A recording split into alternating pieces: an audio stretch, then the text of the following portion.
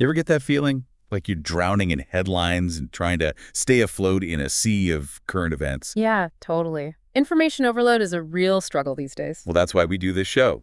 This is the Deep Dive. We take a complex, dense topic and distill it down to the essential knowledge, just for you. No need to wade through all the noise. Exactly. We cut to the chase. And today, we're diving deep into a fascinating AI analysis report titled AI Analyzing, Navigating Disruption, U.S. Policy, Trade, and Geopolitics in Early 2025. This AI looked at a huge amount of data, really trying to pinpoint the major disruptions that hit the U.S. at the start of 2025. Big shifts in policy, trade, and, the global landscape. So think of this as your focused briefing. Our mission here is to unpack the most significant changes the report highlighted, understand the why behind them, and what those changes started to look like for you in your daily life. The initial impact. Right, the immediate consequences, all without overwhelming you with too much detail. Ready to dive in? Let's do it. Great. So where should we start? Well, one of the things that really jumped out at me from the report was the huge surge in U.S. tariffs in early 2025. Yeah, no kidding. It marked a pretty dramatic turn in U.S. trade policy. It did. Now, just to set the stage, it's important to remember that the U.S. already had a lot of tariffs in place before 2025. Right.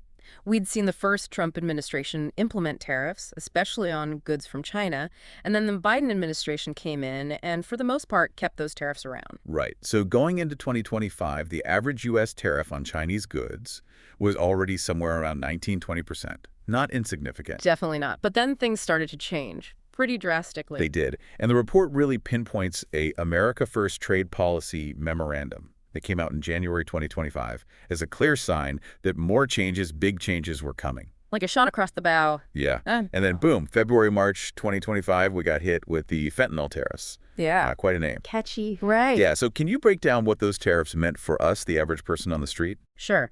The key here is they invoked the International Emergency Economic Powers Act, IEEPA.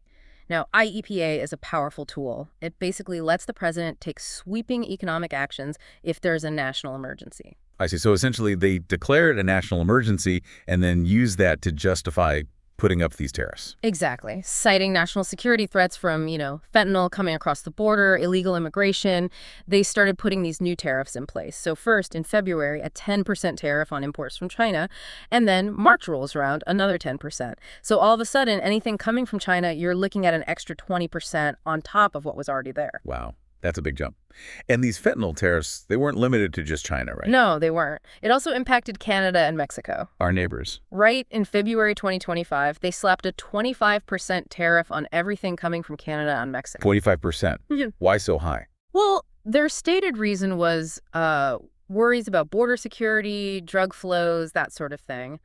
But there was a pause, like maybe they realized how tightly integrated our economies are, especially under USMCA. Makes sense. But in March, that 25% tariff, it went into effect. You did. And I do remember there were some later exemptions. Right. They ended up exempting anything that qualified for duty-free treatment under USMCA, and then they gave Canadian energy and potash a lower 10% rate.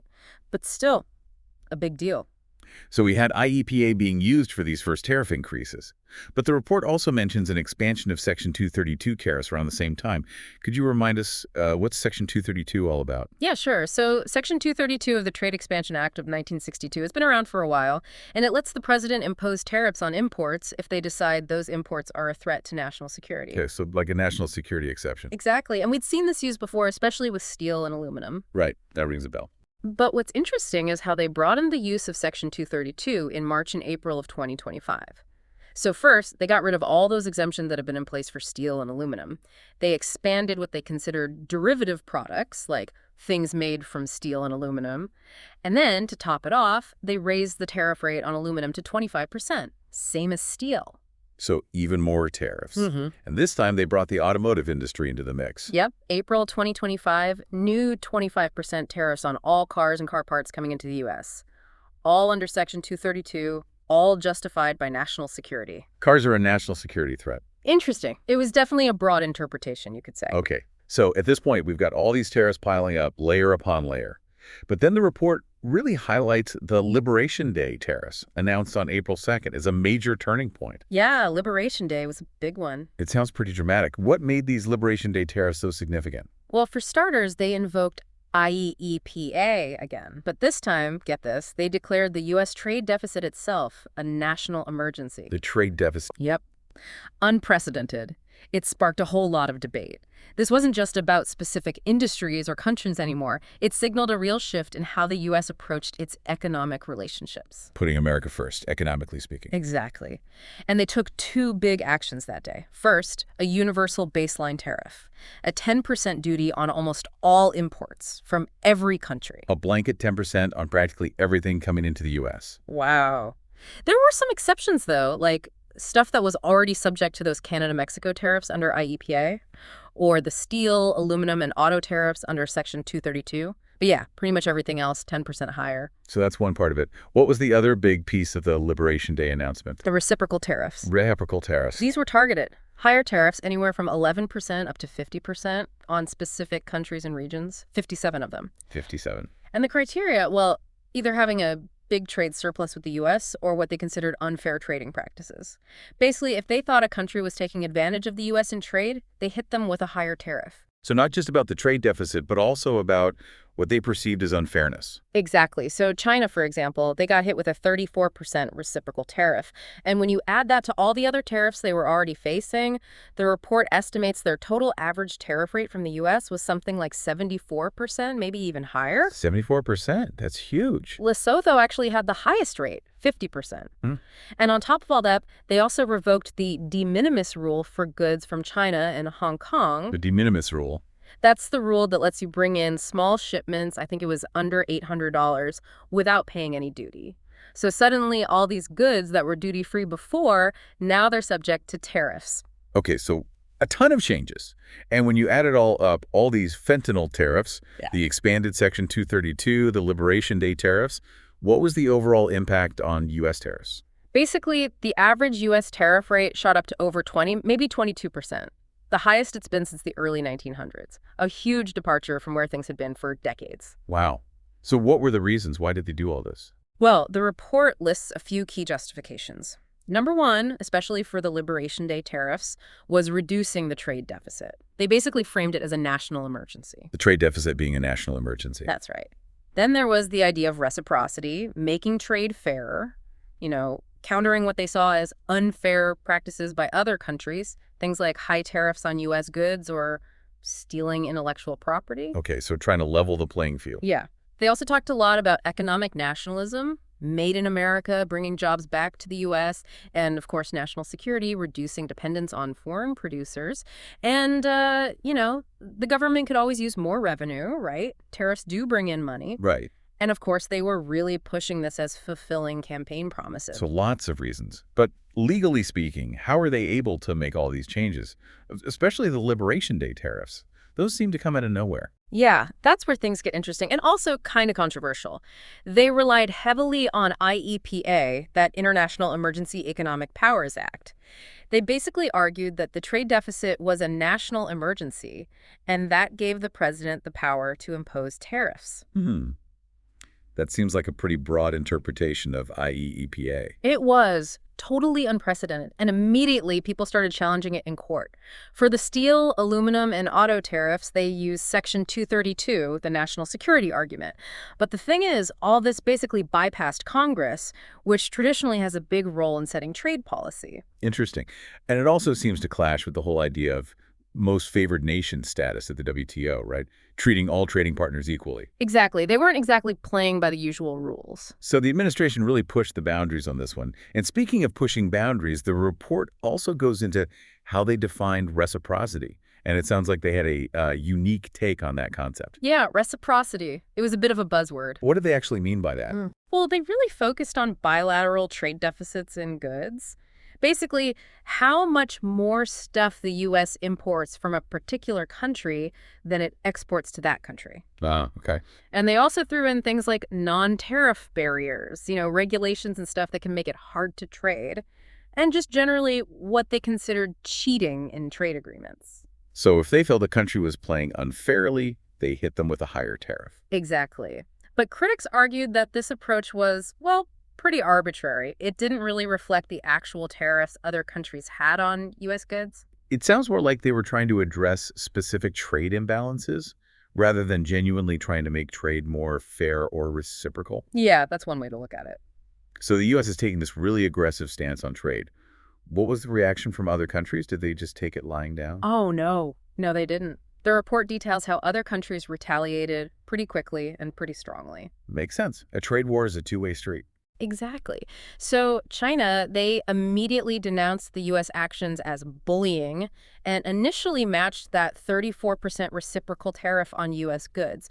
But then, after the U.S. tariffs went into effect, they upped the ante, increased their retaliatory duties to 84%.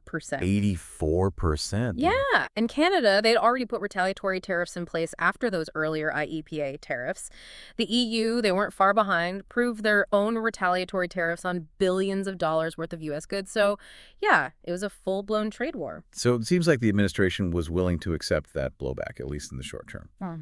They prioritized making good on their campaign promises and taking decisive action, even if it meant economic disruption. That's definitely the picture the report paints. They knew other countries would retaliate, and they knew there would be economic fallout, but they plowed ahead anyway. It seems like a pretty risky strategy. So let's talk about the consequences. What did the report say about the actual economic impact of all these tariffs? Well, not good. The analysis points to some pretty serious negative consequences, both for the global economy and for the U.S. economy. So, bad news for everyone. Pretty much.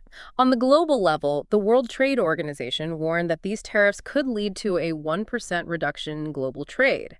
And because these tariffs were so broad, right, so the Yale Budget Lab estimated that all the tariffs implemented in early 2025 would knock almost a full percentage point off U.S. GDP growth that year. And even worse, they predicted a permanently smaller U.S. economy in the long run, which, of course, impacts jobs and wages. The Congressional Budget Office, the Tax Foundation, they had similar projections. Even big financial institutions like J.P. Morgan and Goldman Sachs, they lowered their U.S. growth forecasts because of these tariffs. So, slower growth overall, not a good sign. Not at all. And then there's inflation. Everyone was already dealing with rising prices, and the tariffs just added fuel to the fire. Because tariffs are basically a tax, right? And that tax gets passed on to consumers, we end up paying more. Exactly. We saw that happen with the earlier Trump tariffs. Studies confirmed it. The Yale Budget Lab estimated that these 2025 tariffs could increase the overall price level by over 2% in the short run. That could mean thousands of dollars in extra costs for the average household. The Peterson Institute for International Economics, the Tax Foundation, they also predicted big increases in household expenses. And even Fed Chair Powell, he admitted that the tariffs could push inflation higher.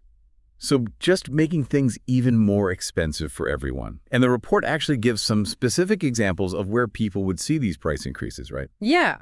They looked at things like clothing, food, especially fresh produce, electronics, cars, basically all the stuff people buy on a regular basis. They estimated the price of a car could go up by thousands of dollars. And of course, this hits lower-income households the hardest. Makes sense. They spend a larger portion of their income on essentials. Exactly. So they have less money to spend on other things, which can hurt the overall economy. Now, one of the big arguments in favor of the tariffs was that they would bring back jobs to the U.S. What did the economic analyses say about that? Well, the evidence from past tariffs suggests that any job creation was pretty limited, and it came at a high cost per job. The projections for the 2025 tariffs were even less optimistic. They said the tariffs were more likely to hurt wages or have a minimal effect on overall employment. Maybe some jobs gained in industries that compete with imports, but that would be offset by job losses in export-oriented industries. Plus, all the uncertainty and the higher costs, that makes businesses less likely to invest and can lower productivity overall. Not exactly a recipe for job growth. So not the job boom they were hoping for. And on top of that, the tariffs didn't even really achieve their main goal of reducing the trade deficit, right? Nope.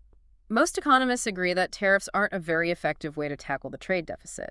It's driven by bigger economic factors, things like national savings rates. Okay, so not great for jobs, not great for prices, not great for the trade deficit.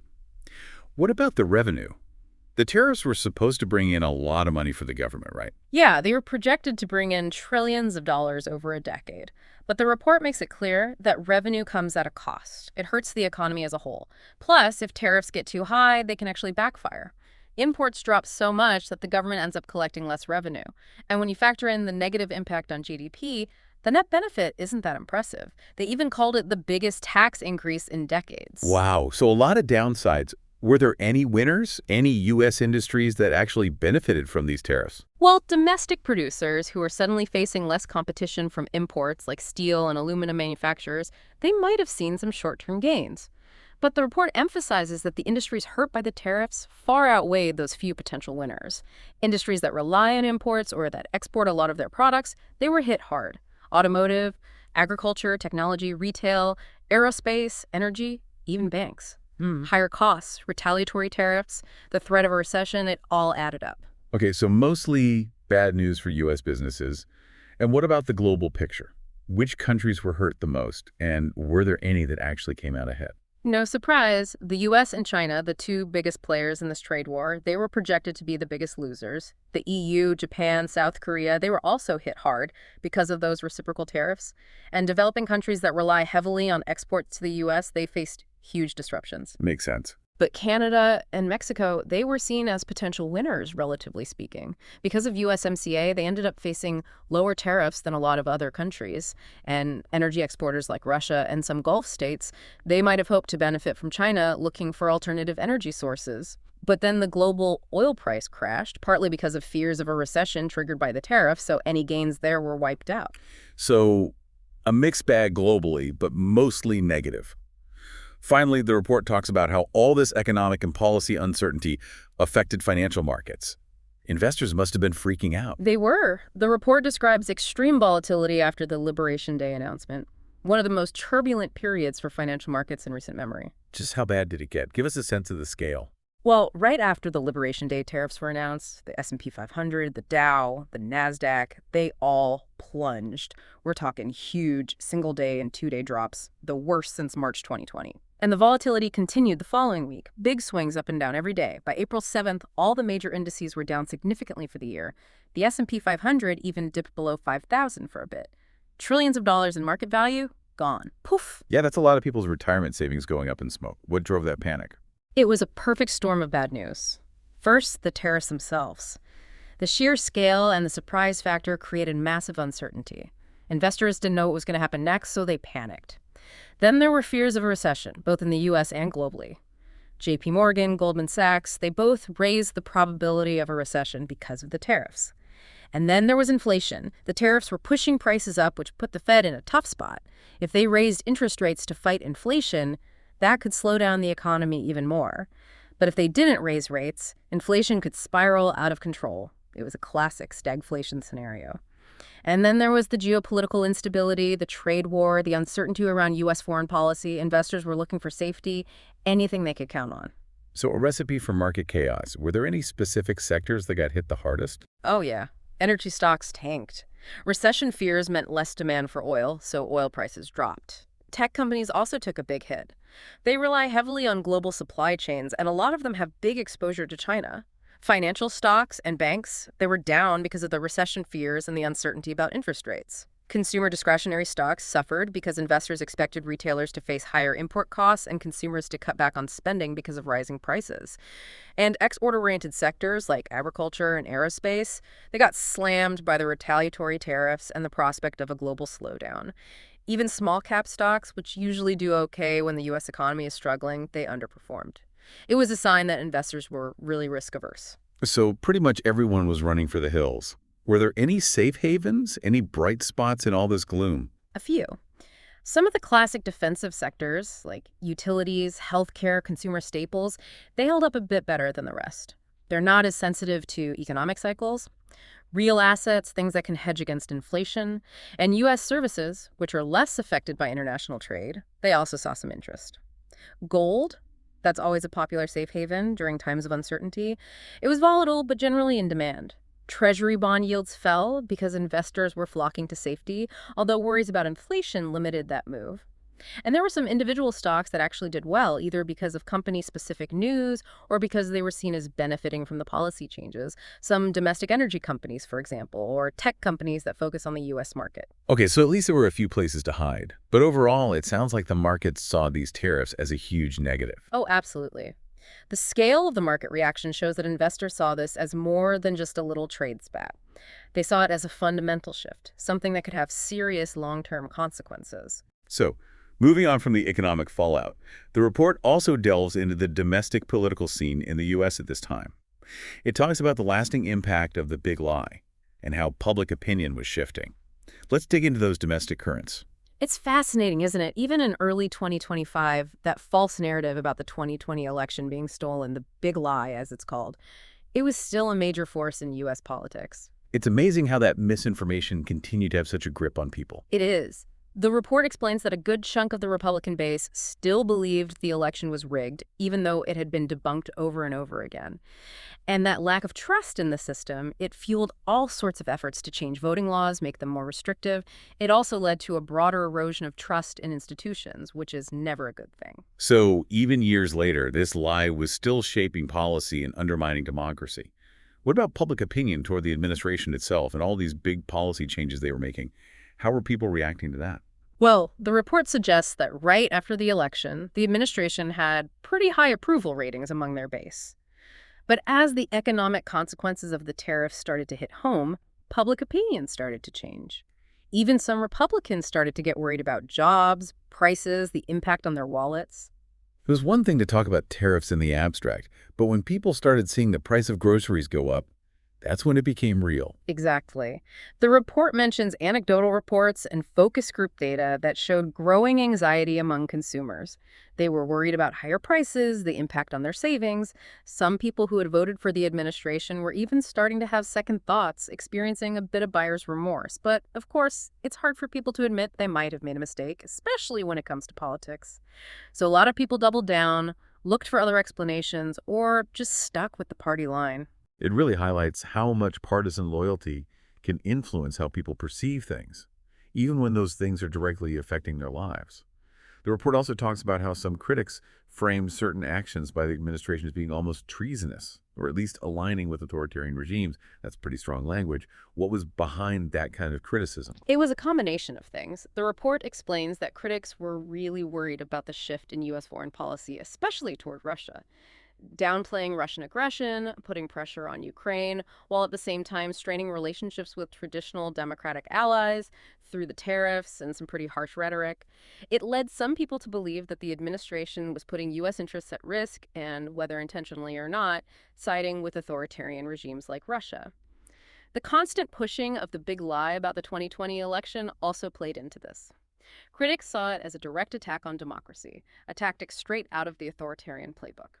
And then there was the president's own rhetoric, praising authoritarian leaders, taking a very transactional, go-it-alone approach to foreign policy.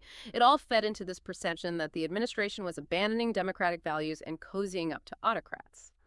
And when you add in the economic damage caused by the tariffs, which some people saw as reckless and harmful to U.S. interests, it's not surprising that you started to hear that kind of extreme language. So a really tumultuous time in early 2025.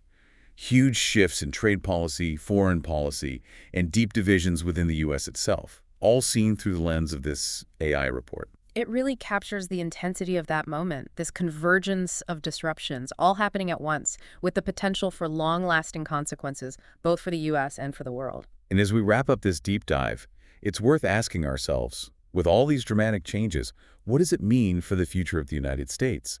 How will it reshape its role in the world? Its identity as a nation? These are big questions, but ones we need to grapple with as we move forward. Absolutely. It's a lot to think about. It is. And that's what the deep dive is all about, giving you the knowledge and the context to understand the world around you, even when it's changing faster than ever. We'll keep diving deep so you don't have to. That's right. We'll see you next time. See you then. This is DigitView.